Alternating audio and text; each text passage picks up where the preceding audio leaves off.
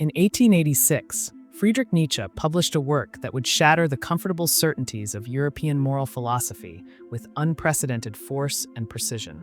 Beyond Good and Evil arrived as a deliberate assault on 2,000 years of ethical thinking, a book that refused to accept the categories by which Western civilization had organized its deepest values and commitments. Nietzsche subtitled this work as Prelude to a Philosophy of the Future, signaling his conviction that everything philosophers had said about morality up to that point was merely preparation for something entirely new and vastly more dangerous. The book emerged during a period of profound isolation for Nietzsche, written in the alpine solitude of Sils Maria, where he composed with furious intensity and uncompromising intellectual courage.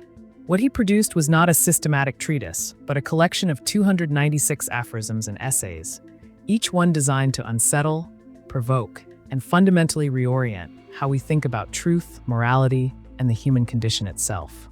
Nietzsche came to philosophy through classical philology, spending years studying ancient Greek culture before his health collapsed and forced him into restless wandering across Europe. By the time he wrote Beyond Good and Evil, he had already published works that scandalized the academic establishment and earned him a reputation as philosophy's most dangerous radical thinker. His experiences with chronic illness, his observations of European decadence, and his profound alienation from contemporary culture all shaped the diagnostic approach he brought to moral philosophy in this particular work. Nietzsche saw himself as a physician of civilization, someone who could identify the sickness lurking beneath the surface of respectable moral systems and polite philosophical discourse. He believed that Christian morality, with its emphasis on humility, self-denial, and universal compassion, represented a kind of spiritual illness that had weakened European culture and suppressed its most vital and creative instincts. This conviction gave his writing an urgency and polemical force that continues to disturb readers who encounter his ideas for the very first time.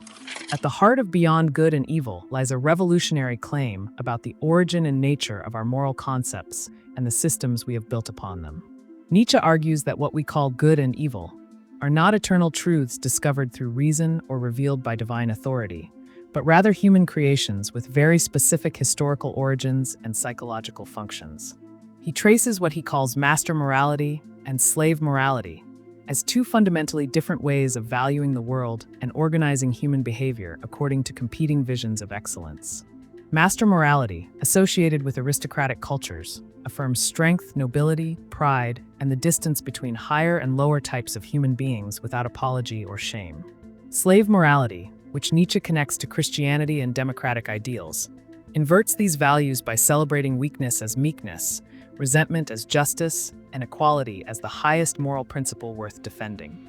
The crucial insight is that slave morality did not arise from rational reflection, but from the psychological need of the weak to condemn and constrain the strong. This genealogical method reveals morality not as a search for truth, but as an expression of will to power in its most subtle and insidious form. Nietzsche's critique extends far beyond historical analysis to challenge the very foundations of modern moral philosophy and its claims to universality. He attacks the notion that there exists a single moral law applicable to all human beings, arguing instead that different types of people require fundamentally different value systems suited to their particular natures and capacities. The herd morality of his own time, with its emphasis on equality, democracy, and universal sympathy, struck him as a leveling force that crushed exceptional individuals and made genuine cultural greatness impossible. Nietzsche believed that the greatest danger facing European civilization was not immorality, but the triumph of a morality designed to protect mediocrity and suppress the creative, dangerous energies necessary for cultural renewal. He calls for philosophers of the future who will dare to create new values rather than merely interpret or justify existing ones. Thinkers who will acknowledge the tragic, terrible aspects of existence without retreating into comforting fictions. This vision demands an intellectual honesty so radical that few have been willing to embrace it fully, even among those who claim Nietzsche as an inspiration. Beyond Good and Evil remains one of the most controversial and misunderstood works in the entire history of Western philosophy, a text that continues to provoke fierce debate more than a century after its initial publication.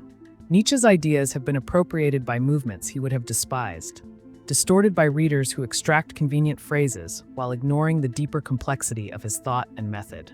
Yet the book's enduring power lies precisely in its refusal to offer easy answers or comfortable conclusions, in its insistence that we confront the most disturbing questions about morality, truth, and human nature without the consolation of traditional philosophical systems. Nietzsche challenges us to examine whether our most cherished values truly serve life and human flourishing, or whether they represent elaborate forms of self-deception and resentment disguised as moral wisdom. For anyone willing to engage seriously with his arguments, Beyond Good and Evil offers not a new dogma to replace the old, but an invitation to think more honestly, more courageously, and more dangerously about the foundations of everything we believe and value most deeply.